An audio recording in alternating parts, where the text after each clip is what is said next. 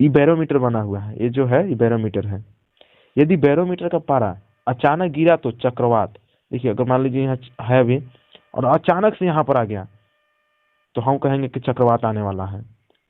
और case number 2 में है कि यदि बैरोमीटर का पारा धीरे धीरे गिरा तो वर्षा। मतलब ये एकदम स्लो आ रहा है, स्लो मोशन में से ऐसे ऐसे आ रहा है, एकदम स्लो, एकदम धीरे धीरे आ रहा है, तो हम कहेंगे कि वर्षा होने वाली है। तो अभी मानसून पेपर में देखते होंगे या न्यूज में देखते होंगे कि चक्रवात आने वाला है या तूफान आने वाला है या वर्षा होने वाला है। तो देखिए वायु दाब से ही पता चलता है, मतलब बैरोमीटर से ही आप पा जाता है ये चीज कि देखिए यदि अचानक गिरा तो बोल देता है मानसून विभाग कि चक्रवात आने वाला है, अपना ये घर में ही रहे। और धीरे धीरे अगर गिरेगा तो वही बोल देता है कि वर्षा होगा इतना दिन के अंदर। और यदि पारा ऊपर उठने लगे तो साफ मौसम। तो यदि पारा देखिए मान लो यहाँ आ गया था, नीचे आ गया था पारा, अभी क्या कर रहा है धीरे धीरे मतलब ऊपर उठने लगा, तो अब मानसून विभाग घोषित कर देगा कि अब साफ मौसम रहेगा। तो आप लोग ये समझ गए होंगे। आगे हम लोग बढ़ते हैं। हेलो दोस्तों, मेरे यूट्यूब चैनल सक्सेस वाला में आपका स्वागत है। दोस्तों आज हम वायुमंडल का पार्ट 2 लेकर आए हैं। पार्ट 1 मेरे प्ले लिस्ट में डाल दिया गया है, आप लोग देख सकते हैं। देखिए पहला है मौसम। मौसम किसे कहते हैं? तो वायुमंडल की प्रत्येक घंटे या दिन प्रतिदिन की स्थिति को मौसम कहते हैं। देखिए मेरे वायुमंडल में जो प्रत्येक घंटे या दिन में जो परिवर्तन होता है ना, उसके मतलब स्थिति को हम क्या कहते हैं? मौसम कहते हैं। मौसम के अध्ययन को मेट्रियोलॉजी कहते हैं। देखिए जो मौसम है वो दिन प्रतिदिन घटना जो चेंजिंग हो रहा है वो मौसम होता है। आगे हम लोग देखेंगे जलवायु। एक लंबी दीर्घकाल में किसी स्थान का औसतन मौसम उस स्थान का जलवायु कहलाता है। देखिए एक लंबी दीर्घकाल मतलब देखिए दीर्घ मतलब होता है मतलब कि बड़ा, और काल मतलब होता है समय। मतलब एक लंबी समय के किसी स्थान का औसत मौसम को उस स्थान का जलवायु कहते हैं। जैसे कि देखिए मौसम उसे कर सकते हैं, जलवायु में हम अंतर थोड़ा बताने की कोशिश करते हैं। देखिए मौसम वह हुआ कि अगर आपका सुबह धूप निकला है और शाम को मौसम बादल कर दिया तो ये मौसम हुआ। लेकिन जो जलवायु होता है वो लॉन्ग टाइम तक रहता है। जैसे कि अगर आज नवंबर का महीना है या दिसंबर का महीना है तो यदि ठंडी है तो अभी कंटिन्यू 1 डेढ़ महीना ठंडी ही चलेगा, यह हुआ जलवायु। लेकिन मौसम जो है, देखिए मौसम ठंडी के दिन में ही कभी दिन भर धूप निकलता है तो कभी दिन भर धुंध कर देता है, तो यह मौसम हुआ। जो दिन प्रतिदिन घटना को जो बताए वो मौसम। और जलवायु यानी कि लंबी समय से एक लंबी दीर्घकाल में मतलब 2 महीना या 3 महीना या 6 महीना तक रहे वह जलवायु हुआ। आगे हम लोग देखते हैं मौसम एवं जलवायु के मुख्य तत्व निम्नलिखित हैं। अब देखिए मौसम को प्रवाहित एवं जलवायु को प्रभावित करते हैं कोई चीज, तो देखिए वह तापमान है, वायु दाब है, पवन है और आर्द्रता है। तो एक एक को हम लोग आगे जानेंगे। देखिए तापमान। तापमान क्या होता है? वायु में किसी स्थान पर उस समय का ताप और शीतलता की प्रबलता को तापमान कहते हैं। देखिए ताप और शीतलता मतलब कि गर्मी और ठंडा। ताप मतलब होता है उष्ण, उष्ण मतलब गर्मी, और शीतलता मतलब कि कूल ठंडा कोल्डिंग। तो देखिए उस समय की कि मतलब कोई जब मतलब कोई भी वायुमंडल है, वायुमंडल में किसी भी समय पर लिखा लिखो उस समय का मतलब जो भी समय हम नाप रहे हैं कितना गर्म है या कितना ठंडा है, उसकी प्रबलता को हम तापमान कहते हैं। तापमान को हम लोग हमेशा थर्मामीटर से नापते हैं। देखिए टेम्परेचर को हम लोग हमेशा थर्मामीटर से नापते हैं। यहाँ पे देखिए थर्मामीटर दिया हुआ है यहाँ पर। और देखिए नोट में कुछ लिखा हुआ है कि तापमान को मापने के मानक इकाई डिग्री सेल्सियस है। हम लोग फिजिक्स में डिग्री सेल्सियस में मापते हैं। तो देखिए डिग्री सेल्सियस में मापते हैं, लेकिन एक वीवीआई क्वेश्चन है देखिए इसका कि इसका आविष्कार एंडर्स सेल्सियस ने किया था। तो कभी पूछ दे कि सेल्सियस जो है उसका आविष्कार किसने किया था, तो इसका आविष्कार किया था एंडर्स सेल्सियस ने किया था। आगे हम लोग देखते हैं तापमान तो हम लोग पढ़े, अब वायु दाब को देखते हैं। वायु दाब। वायु दाब क्या होता है? पृथ्वी की सतह पर वायु का भार द्वारा लगाया गया दाब वायु दाब कहलाता है। आप पृथ्वी की सतह पर कहीं भी खड़े हैं, अगर देखिए पृथ्वी एक जो वायु है ना, पृथ्वी के वायुमंडल पर एक दाब लगता है, जो वायु एक भार लगाती है हमारे शरीर पे, हमारे शरीर पर नहीं हर वस्तु पर एक दाब लगाती है, उसे हम वायु दाब कहते हैं। अब देखिए समुद्री सतह पर यह दाब सर्वाधिक होता है। सतह पर वायु दाब क्या होता है? अधिक होता है, सर्वाधिक होता है। और ऊंचाई पर जाने पर यह घटता है। जैसे कि हम लोग पहाड़ पे चढ़ते हैं तो हम लोग झुक जाते हैं। सॉरी, जैसे कि हम लोग पहाड़ पे जब जाते हैं तो क्या होते हैं, हम लोग झुक के जाते हैं। क्यों? क्योंकि जैसे जैसे हम लोग ऊंचाई पर जाते हैं तो हम लोग को लगता है कि हम लोग गिर रहे हैं। हम लोग गिरेंगे नहीं, लेकिन लगता है कि गिर रहे हैं, क्योंकि वायु दाब वहां पर क्या होने लगता है, घटने लगता है। अब देखिए, वायु दाब को बैरोमीटर से मापा जाता है। वायु दाब को क्या से मापते हैं, बैरोमीटर से मापते हैं। और बैरोमीटर में पारा भरा होता है। अब देखिए, बैरोमीटर दिया हुआ है यहाँ पे, देखिए बैरोमीटर है। और बैरोमीटर का वर्किंग हम समझा देते कैसे काम करता है। देखिएगा, 3 केस दिया हुआ है। देखिए, इसमें पारा जो ब्राउन कलर का दिख रहा है, इसमें देखिए, इसमें ये जो व्हाइट है और यहाँ ब्राउन है, इसमें पारा भरा हुआ है, ये पूरा पारा है। अब देखिए, यदि ये बैरोमीटर बना हुआ है, ये जो है ये बैरोमीटर है। यदि बैरोमीटर का पारा अचानक गिरा तो चक्रवात। देखिए, अगर मान लीजिए यहाँ है अभी और अचानक से यहाँ पर आ गया तो हम कहेंगे कि चक्रवात आने वाला है। और केस नंबर 2 में है कि यदि बैरोमीटर का पारा धीरे धीरे गिरा तो वर्षा। मतलब ये एकदम स्लो आ रहा है, स्लो मोशन में से ऐसे ऐसे आ रहा है, एकदम स्लो, एकदम धीरे धीरे आ रहा है, तो हम कहेंगे कि वर्षा होने वाली है। तो अभी मानसून पेपर में देखते होंगे या न्यूज में देखते होंगे कि चक्रवात आने वाला है या तूफान आने वाला है या वर्षा होने वाला है।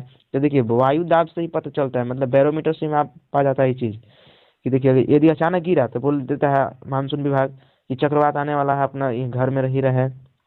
और धीरे धीरे अगर गिरेगा तो वही बोल देता है कि वर्षा होगा इतना दिन के अंदर। और यदि पारा ऊपर उठने लगे तो साफ मौसम। तो यदि पारा देखिए, मान लीजिए यहाँ आ गया था, नीचे आ गया था पारा, अभी क्या कर रहा है, धीरे धीरे मतलब ऊपर उठने लगा, तो अब मानसून विभाग घोषित कर देगा कि अब साफ मौसम रहेगा। तो आप लोग यह समझ गए होंगे। आगे हम लोग बढ़ते हैं। देखिए, एक वैज्ञानिक थे फेरेल का नियम। देखिए, यह नियम बहुत ही मतलब ठीक ठाक है, क्वेश्चन इससे पूछ ही देता है और आप लोग के आगे भी कंपटीशन में भी पूछ सकता है। देखिए,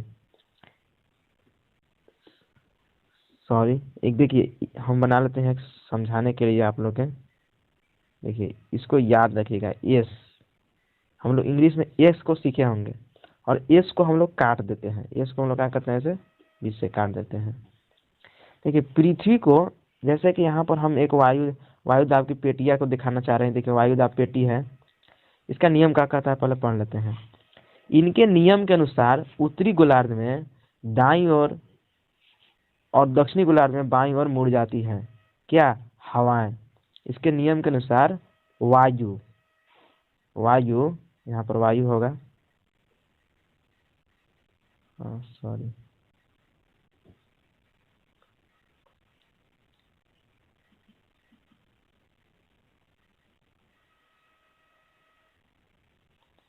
देखिए, इसके नियम के अनुसार वायु उत्तरी गोलार्ध में दाईं ओर तथा दक्षिणी गोलार्ध में बाईं ओर मुड़ जाती है। अब देखिए, अगर हम यहाँ पर 50-50 कर लें, कलर थोड़ा चेंज कर देते हैं। देखिए, अगर हम यहाँ पर ऐसे 50 मान लें कर, ये जो बीच से बीच गुजरता है उसको हम कहते हैं विषुवत रेखा। तो यहाँ से जब गुजर गया तो मान लीजिए कि इस प्रकार से हम बना देते हैं। इस प्रकार से कोई हवा चल रहा है तो बोल रहा है उत्तरी गोलार्ध में जो ऊपर चलेगी तो दाईं ओर मुड़ेगी। मान लीजिए जो इधर हवाएं चल रहे हैं, जो इधर चल रही हैं, मान लीजिए इधर मुड़ने की कोशिश करेंगे, इधर मुड़ने की मतलब कि उत्तरी गोलार्ध में दाईं ओर चलती है। और जो देखिए दक्षिणी गोलार्ध में इधर चल रही है, वो किधर घूमने की कोशिश कर रही है, बाईं ओर घूमने की कोशिश कर रही हैं, बाईं ओर घूमने का कोशिश कर रही हैं। देखिए, कोई हवा जा रहा है तो अपना किधर घूमने की कोशिश कर रहा है, तो उत्तरी गोलार्ध में दाईं ओर और दक्षिणी गोलार्ध में बाईं ओर मुड़ने का कोशिश करती है। तो इसी फेरल का नियम था। आगे हम लोग देखते हैं। पवन, वायु हमेशा उच्च दाब क्षेत्र से निम्न दाब के क्षेत्र की ओर बहती है।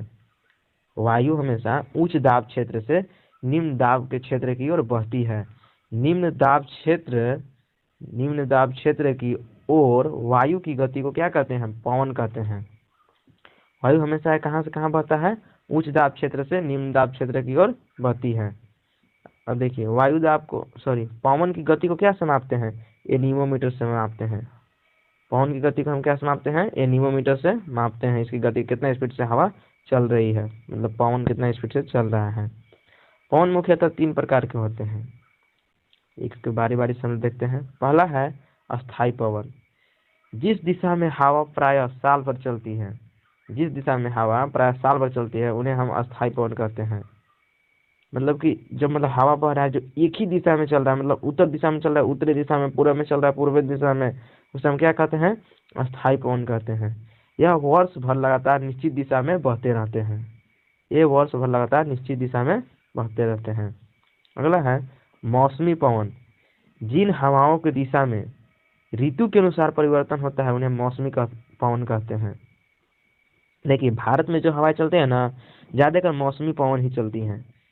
क्योंकि देखिए मौसमी पवन का डिफिनेशन क्या दिया हुआ है कि जिन हवाओं की दिशा में ऋतु के अनुसार परिवर्तन होता है उसे मौसमी पवन कहते हैं। तो जो भारत में हवा है ना, वो ऋतु के अनुसार परिवर्तन हो जाता है। जैसे बरसात में है तो मतलब कि भारत में मानसूनी पवन, मतलब देखिए हमेशा चेंज होते रहता है। गर्मी में लू चलने लगता है और ठंडी में शीतलहरी बहने लगता है और बरसात में भी मानसूनी आ जाता है। तो भारत में मानसूनी पवन, इस प्रकार से जो भारत में अत्यधिक हवा है जो मौसमी पवन है। आगे हम लोग देखेंगे स्थानीय पवन। किसी स्थान विशेष में चलने वाली विशिष्ट हवाओं को स्थानीय पवन कहते हैं।